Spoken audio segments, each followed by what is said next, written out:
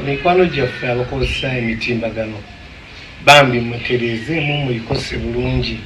Ennaku zino wabaddewo ekintu ekitambula nga balaga ebifaananyi bwange balaga mukyala nakazi we.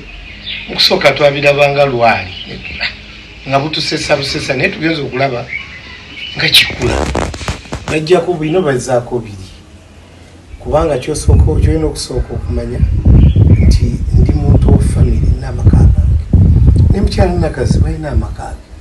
Omuntu ayinza okulowooza nti byemukola biri serious n'atalowooza nga kulowooza nti muli mu lwali muzannya buzannyo obwo bwe mubeerako ku TikTok. Ono tunalowooza nti bituufu kuba abadde batandise n'okunkubira essimu naye lwinga ennyina waliwo yamukubiddeko namugamba no simanyi bagambye nti simanyi bavuddeyo. Abantu abamu balowooza mu bituufu so abadde akikola nkusaba nti saagala ate nve ku mbeera eno gye njogereramu ate njiye ekirala mbadde nkusaba okireke bange kubanga si kirungi kubeera ng'ozanyira ku maka gaabo ne brands amwe brand mukyandakazi brand Irene brand. So si byebyo abantu abamu babamanyi nti tebamanyi nti musaaga bamumanyi bituufu.